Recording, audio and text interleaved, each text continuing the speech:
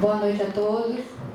Eu gostaria de agradecer a todos vocês que aceitaram o nosso convite para vir hoje aqui à Casa de Deus, um momento tão especial das nossas vidas. Eu queria dizer que na Palavra de Deus, o apóstolo São Paulo nos diz que a gente deve crescer até a estatura de Cristo e crescer em graça também. Eu vi rico crescer em estatura, Lu não, né? Mas vi crescer em graça. E eu estou assim, realmente, como diz, Deus dá e dá em abundância. No dia que eu batizei minha última filha aqui, né? Eu disse, ainda falta um, né? Ainda falta rico. E hoje, eu disse, no dia que rico se batizar, eu vou estar feliz. Mas hoje a felicidade é em dobro, Lu, porque realmente o rico trouxe você com ele. E Deus sempre dá mais do que a gente espera. E graças a Deus eu estou assim, muito feliz de ter vocês hoje aqui, de terem tomado essa decisão. Eu sei que foi uma decisão do coração de vocês, né? Que foi uma coisa muito bem pensada.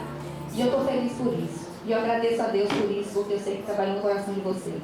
Quero agradecer mais uma vez a presença do pastor Rodrigo, que tem atendido todos os nossos pedidos. A gente sabe como é a agenda dele, e ele tem atendido assim com toda a presteza, tem servido aos nossos chamados. Aliás, respeitando o pastor Giovanni, que é o pastor dessa igreja, mas o pastor Rodrigo é o pastor dos jovens aqui, né? Ele é responsável pela conversão de muitos dos jovens aqui. Então eu quero agradecer, pastor, mais uma vez a sua presença. Sinto o ligeiro estar aqui hoje, né? Nós sentimos muito, mas sabemos que é por uma razão nobre, e estamos felizes por isso também. Mas, mais uma vez, eu agradeço a vocês a presença de todos. Como a irmã já falou, obrigada a todos por terem vindo, terem aceito o nosso convite. É uma cerimônia muito simples, porém muito solene, muito verdadeira, certo? Meu filho e Luísa estão fazendo. Vamos fazer uma oração de pé, por favor, vamos falar com Deus. Bondoso Deus e Pai amado, como o Senhor é grande, Senhor, como o seu amor é maravilhoso, transforma tantos corações, Senhor. Transformou o meu, transforma de tantas pessoas aqui presentes, Senhor. Está transformando de Luísa, de Ricardo, já transformou de Peu, meu filho, dos meus sobrinhos todos, Senhor, da minha família. Obrigado, Senhor, por estar conosco, nos conduzindo nos teus caminhos, Pai. Nós te agradecemos por todas as visitas que estão aqui, Senhor, que estão tendo primeiro contato com a tua palavra. Que todas essas pessoas possam sair daqui cheias do seu Santo Espírito, Senhor. Que seja que isso seja uma cerimônia, Senhor, onde cada um possa ver a tua presença em cada coração aqui presente, Pai. Por favor, Senhor, continua conosco, dá-nos continuidade com a tua presença aqui, Senhor, fazendo com que nós todos possamos nos sentir cada vez mais fortes, Senhor, na tua palavra, na tua pessoa e no teu amor. Muito obrigado por tudo, nós te agradecemos isso em nome de Jesus. Amém.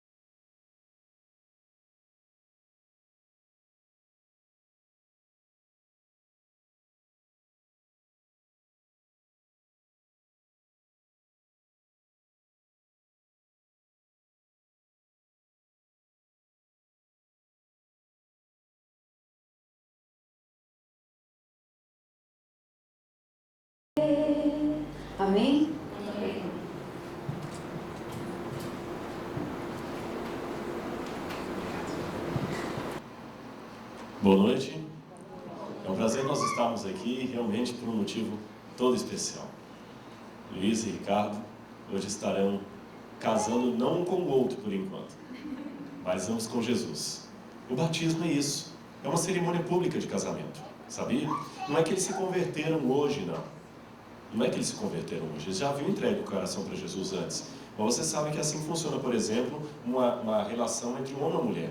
Eles não passaram a se amar no dia que foram para o altar. Eles já se gostaram, namoraram, apaixonaram-se uns pelos outros, até o dia que um descobriu que a vida não ficava muito com sentido longe do outro. Então eles resolveram testemunhar isso diante de um altar, como eu fiz há 7 anos e alguns meses atrás, especificamente no dia 11 de abril, com a minha esposa diante de um altar e muitos aqui também. Então, da mesma maneira, hoje os dois estão demonstrando publicamente um casamento deles com Jesus. E eu fico muito feliz por participar dessa cerimônia, tenho certeza. É um privilégio muito grande para mim. Na verdade, é um presente que vocês me dão e vocês sabem por quê, né? Bom, eu gostaria de convidar a todos que abram sua Bíblia. E se você não possui sua Bíblia, essa aqui é uma igreja generosa, vai emprestar uma Bíblia para você poder acompanhar a nossa programação de hoje aqui. Nós vamos ler apenas um trecho da Bíblia e eu vou comentar com vocês. Isso, só faça uma gentileza. Se você não tem uma Bíblia, só levante a sua mão, eles vão entregar uma para você e nós vamos, daqui a pouquinho, ler a passagem. Romanos, capítulo 1, tem um número 1 bem grande e nós vamos ler uma parte. Esta aqui é uma carta que o apóstolo Paulo, o apóstolo São Paulo, escreveu para os cristãos que moravam na cidade de Roma. E assim diz na minha tradução. É uma saudação que ele dá, é uma carta. Paulo, servo de Jesus Cristo, chamado para ser apóstolo, separado para o Evangelho de Deus, o qual foi, por Deus, outrora prometido, por intermédio dos seus profetas nas Sagradas Escrituras, com respeito a seu filho, o qual, segundo a carne, veio da descendência de Davi, e foi designado Filho de Deus, com poder, segundo o Espírito de Santidade, pela ressurreição dos mortos, a saber, Jesus Cristo nosso Senhor, por intermédio de quem viemos a receber graça e apostolado por amor do seu nome, e para a obediência por fé entre todos os gentios, entre todos os povos, de cujo número sois também vós, chamados para serdes de Jesus Cristo, a todos os amados de Deus que estais em Roma, chamados para serdes santos, graça a vós outros e paz, da parte de nosso Deus, nosso Pai e do Senhor Jesus Cristo. Paulo escreve para aqueles que estão em Roma e fala assim: olha, eu trago para vocês a paz da parte de Deus, a vocês que foram chamados para ser santos. Deixa eu explicar para vocês essa expressão santos. Na nossa cultura brasileira ocidental, às vezes nós pensamos que santo é apenas alguém que recebeu uma beatificação, uma canonização. No original grego não é bem assim. A palavra santo em grego significa hagios, significa separado para um fim especial, separado. Pela visão bíblica, santo não é aquele que nunca pecou. Pela visão bíblica, santo é aquele que foi separado por Deus. Então, a partir do momento que você entrega a sua vida a Deus, você foi separado por Ele como uma coisa muito preciosa. Então, todos nós devemos buscar a santidade, devemos buscar ser santos, mesmo que nós tenhamos pecados. Vocês sabem que São Hilário, que foi um pai da igreja do segundo século, ele dizia que nós temos a casta meretriz. Como pode ser uma casta meretriz? Porque ele falou que a igreja é assim, a igreja é santa e pecadora. Isso que ele quer dizer, a igreja é santa e pecadora, porque ela é constituída de pessoas que sabem as suas falhas, mas mesmo assim querem ser aceitas por Deus e Deus as aceita. Eu vou ilustrar isso com uma historinha e você vai compreender o que eu quero dizer. Dizem que uma vez um pai caminhoneiro viajava e passava um mês fora de casa. E quando ele voltou, a filhinha veio correndo e falou assim: papai, papai, e ele abraçou 3 aninhos, 2 para 3 aninhos. Ele abraçou a pequenininha e falou: que gracinha, papai, estava com saudade, eu também, papai. Conta as novidades para papai. Aí a menina falou para ele: novidade? Sabe, papai, eu já sei escrever. 2 para 3 anos? Hoje eu sei que a alfabetização, o governo Lula está pedindo para ser mais cedo, né? Eu sou um pouco contra isso aí, mas agora a alfabetização vai começar mais cedo. Mas eu assim, para 2, 3 anos, eu falei: meu, você sabe escrever? Sei, papai. Então escreve alguma coisa para o papai ver. Ela pegou a caneta, pegou o papel, e criança pega a caneta assim, né? Vocês já viram? É assim que criança pega a caneta, né? Ainda pôs a linguinha para fora. E ela começou, como criança, a fazer aquele monte de rabisco no papel, né? Aquelas linhas desconexas. Depois que ela fez aquele monte de rabisco, ela tá aqui. Aí ele puxa, e como todo pai que quer incentivar a filha, que letra linda que a minha menina tem, que bonito, o papai tá tão feliz, olha que a carta que ela escreveu pro papai. Só que eu acho que ele exagerou um pouquinho na dose e elogiou tanto, que a menininha perguntou assim, é papai, olha que letra bonita, você escreve muito bem, é mesmo papai? Papai, oi, o que tá escrito aí? E sabe, ele deu uma resposta que eu acho que veio do céu. Ele falou para ela assim, filhinha, aqui está escrito que você não sabe escrever ainda. Mas aqui também está escrito que você quer aprender a escrever, que você está tentando. E que por você querer e tentar, você me dá muita alegria e muito orgulho de ser o seu papai. É mesmo, papai? Está escrito tudo isso aí? Está escrito tudo isso aqui. Sabe, por melhor que nós tentemos ser, por mais caridade que nós façamos, por mais boas obras que nós realizemos, tudo que eu e você fazemos de bom, chega perante os olhos de um Deus perfeito como se fosse um monte de rabisco. Porque Deus é perfeito. Mas ele olha lá de cima para esses rabiscos e fala assim, filho, nas suas obras está escrito que você não tem condição de estar aqui comigo. Nas suas obras também está escrito que por você mesmo, você nunca vai chegar aqui no céu. Mas aí também está escrito que você quer vir aqui e pela minha graça você vai vir. E eu tenho orgulho de ser o seu Deus. E eu morreria 1000 vezes na cruz do Calvário de novo, se fosse só por sua causa. Entenderam o que significa ser santo?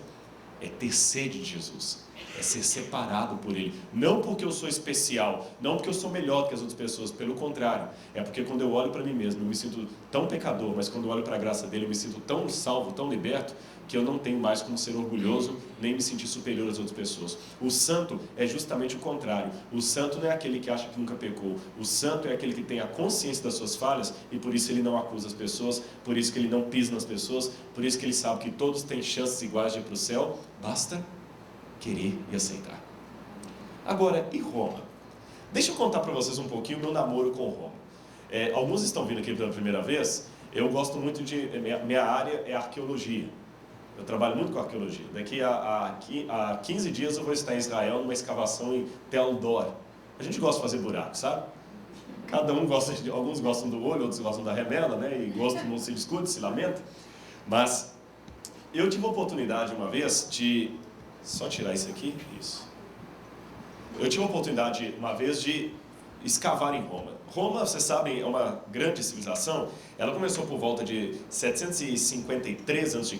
Roma foi fundada no dia 21 de abril, dia de Tiradentes, de 753 a.C. Vocês sabem, a lenda conta, uma das explicações para a história de Roma, é que havia 2 irmãos, Rômulo e Remo, que foram julgados no rio por um padrasto, e eles sobreviveram e uma loba os criou. Então, por isso, eles fundaram a cidade com o nome que era uma mistura do nome dos dois. Rômulo e Remo virou a cidade de Roma. Essa é uma maquete de como era a cidade de Roma daqueles tempos. Realmente era uma coisa fantástica. Esse era o hipódromo. Havia corrida de cavalos aqui. Então, imagina, eu estou mostrando uma cidade como era no 1º século depois de Cristo. Então, imagina a grandeza que não era Roma. Esse aqui é o Coliseu, como era antes de ser destruído. Nós temos aqui também um dos panteões, tem um outro, mas não é bem esse aqui não, que ainda está preservado em Roma. Quem vai à Itália pode ver lá até hoje, que depois foi transformado em igreja.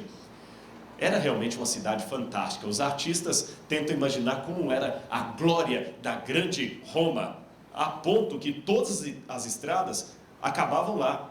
Até criaram o ditado, quem tem Roma, quem tem boca, vai a Roma, que é só perguntar onde fica e seguir qualquer estrada. Realmente deveria ser uma cidade fantástica. Agora imagina as pessoas que moravam aqui nesta cidade e haviam aceito a Cristo como seu salvador pessoal. Era uma cidade promíscua. Roma era uma cidade terrível. Se hoje nós estamos assustados com os grandes centros, que realmente, eu estou vindo de São Paulo lá, o PCC, vocês sabem o que a gente enfrentou há poucos dias aí, né? Agora, até todo lado nós estamos sendo atacados, bandido, filho matando pai.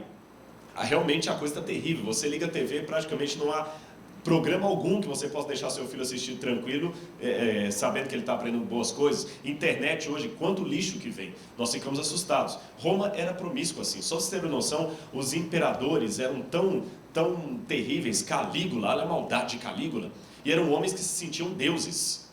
Imagine agora ser cristão num ambiente desse, e com um agravante. Depois de Cláudio, os cristãos foram proibidos de seguir a religião deles em paz em Roma. Cláudio iniciou uma perseguição contra os cristãos e Nero prosseguiu nessa perseguição, de modo que naquele tempo, ser cristão em Roma era arriscar a morte. Eu estou com um grupo de amigos aqui na Espanha, quando a gente estava numa escavação arqueológica de uma cidade romana, a cidade de Clunia. Aqui são mosaicos que foram desenterrados de casas de Clunia, e é interessante como o mosaico do chão ainda conserva-se bastante inalterado. Este foi um anfiteatro que nós escavamos. Olhando assim, não parece grande coisa, mas aqui ficava a arena, onde os circenses apresentavam-se, e aqui ficava a arquibancada. Na época em que esse anfiteatro estava inteiro, você podia falar qualquer coisa aqui do meio e a arquibancada toda ouvia. Um poder de acústica tremendo. Ele era assim na época. Então era um pouquinho diferente do que nós vemos hoje. Muitos cristãos acabaram sendo mortos ali em espetáculos da cidade de Clunia. Aqui nós estávamos escavando então, encontrando vários pedaços de mármore, e olha uma das coisas que a nossa equipe encontrou lá, uma pata de um cavalo de bronze, e só achamos a pata do cavalo. Agora você imagina o resto da estátua.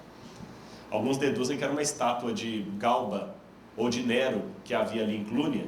Então, pela pata do cavalo, você imagina que a estátua era em tamanho natural. Devia ser uma coisa tremenda aquilo ali. Aqui um bonequinho também que encontramos de ferro ali, talvez o brinquedo de criança ou aqueles que, tipo o bonequinho de chumbo que os militares usavam para estratégia militar. Aqui era o local onde os circenses se aprontavam para o espetáculo. Bom, agora, o que mais me fascinou em Roma, estou falando, aqui foi na Espanha, né? Eu estou falando do Império Romano, agora eu vou para a cidade de Roma mesmo, a capital, foi o testemunho que os cristãos deram ali. Nós escrevemos sobre o apóstolo Paulo. Paulo e Pedro foram martirizados em Roma, vocês sabem disso, né? Pedro foi crucificado de cabeça para baixo. Ele falou que ele era indigno de viver com Jesus. E aqui atrás está o Fórum Romano, onde Paulo e Pedro foram julgados e sentenciados à morte. Perto do Fórum Romano, existe essa escola aqui, e ela me chama bastante atenção. Aqui eu vou começar a dar para vocês exemplos de pessoas que seguiam a Jesus naquele tempo. Ora, se eu perguntar aqui nessa noite, quantos são cristãos? Eu acho que 90% vão levantar a mão. 90%. Mesmo que alguém falasse, eu não sou cristão, não tenho religião nenhuma, mas você foi batizado numa igreja algum dia. Então você tem um cristianismo pelo menos de família. Haja vista, qual é o nome dessa cidade? Salvador. Por que recebeu o nome de Salvador? Em homenagem a Jesus. Você tem aí igrejas, conventos, imagens de Cristo, livros falando de Cristo, análise da inteligência de Cristo, Jesus Cristo, tema de música. Hoje ser cristão é uma coisa até nobre. Se eu falar o seguinte, você não é um cristão, é até ofensivo, né? Se eu falar, você não é cristão, estou até te ofendendo. Mas naquela época, ser cristão não era motivo de orgulho. Nessa época, quem quisesse ser cristão era condenado à morte. E aqui funcionava um liceu, uma escola. São os restos de uma escola. E uma coisa me chamou a atenção, que nessa escola encontraram uma parede, aqui nós já estamos em Roma, capital da Itália mesmo ali. Encontraram uma parede com um desenho curioso. Olhando assim, grosso modo, você pode não estar vendo muita coisa. Mas dá para perceber que tem um desenho de um burro aqui? De um asno? Percebem? Não tem um menino desenhado aqui? E aqui tem algumas inscrições. Desde aquela época, esse é um grafite do 2º século depois de Cristo, as crianças tinham o costume de pichar a parede. Então, numa escola cheia de meninos e adolescentes, alguns garotinhos fizeram um rabisco lá, uma sujeira na parede, como hoje o menino rabisca carteira, rabisca banco, picha mesmo muro, fez aquilo ali. Seria um desenho qualquer, se ele não me chamasse a atenção para uma coisa. O que significaria um menino e um burro? Se a gente for olhar mais de perto, esse desenho, na verdade, estaria assim. Perceberam que eu só tirei o molde? Um burro. E que curioso, esse burro está crucificado. E aqui tem um menino. Aqui existe uma inscrição grega, Alexandros Sebet Theon, que traduzido significa Alexandre adora a Deus. Agora vamos fazer um exercício arqueológico juntos? Só foi encontrado esse desenho ali, eu não sei o histórico dele, mas vocês vão me ajudar a reconstruir. Um menino desenhando um burro, adorando um burro crucificado. E embaixo escreveu, Alexandre adora o seu Deus. O que vocês deduzem? Esse Alexandre, com certeza, era um adorador de Cristo. Era um cristão. E como o cristianismo não era uma religião respeitada na época, pelo contrário, era proibida, os colegas fizeram uma chacota com ele. Desenharam Jesus como se fosse um burro crucificado e picharam aquilo no muro. Mas o que me chama a atenção é que logo acima tem um símbolo de um Y, que na verdade é um Y mesmo em grego. Sabe o que significa isso aqui?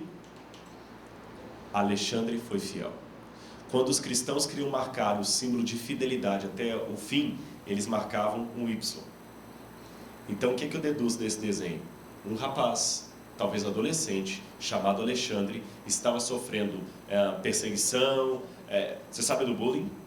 Hoje nós temos aí a síndrome do bullying. O que é isso? Quando os meninos começam demais a torturar um outro por causa de esporte, qualquer coisa assim, até bater gangues que batem na escola. Na América tem isso demais. Um garoto é segregado pelos outros porque é hispano, ou porque é negro, ou porque é filho de muçulmano, ele é segregado até a morte. Naquele tempo havia isso. Então eles devem ter batido em Alexandre. Alexandre não deve ter tido amigos na escola. Ele deve ter sido ridicularizado. Eles ridicularizaram a religião de Alexandre, o Deus de Alexandre, e ainda desenharam o Alexandre ali adorando Jesus como se Jesus fosse um burro numa cruz.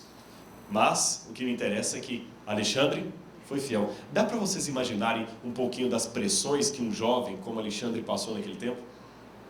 Dá para imaginar? Num tempo em que, sabe, eu posso dar uma outra definição de santo? Principalmente para os dias que vivemos, santo hoje é aquele que valoriza o que a maioria negligencia. Porque hoje nós vivemos uma era assim tão de jeitinho. Você já notou? Às vezes o pai fala assim com o filho, olha a cena, ele está assistindo a TV mostra lá uma crise política qualquer, os políticos estão roubando em Brasília, e ele fala assim, vagabundos, estão roubando o nosso dinheiro, de botar esse pessoal todo na cadeia, a gente paga imposto, esse pessoal está roubando a Previdência, e ele xinga e blasfema, e o filho escuta. Esse mesmo pai que ficou indignado porque um deputado foi apanhado aí numa corrupção, no outro dia ele sai para vender o carro e fala, filhão, papai vai vender o carro, quer ir comigo? Quero, pai. E ele vê o pai negociando ali e também vê o pai comentando quando chega em casa assim, empurrei para frente aquele carro lá. Ele estava para bater o motor, mas eu falei que o motor estava tranquilo. O pai não foi honesto. Na verdade, a ocasião faz o ladrão. Se você está mentindo aí no carro, passando o carro para frente, que ele está para bater o motor e você finge que não está, você não é diferente daquele político que você está revoltado que está roubando. Só que ele roubou em milhões, você roubou no carro. E vai por aí afora. Santo é aquele que valoriza o que a maioria negligencia. Alexandre era santo nesse sentido. Ele falou, podem me ridicularizar,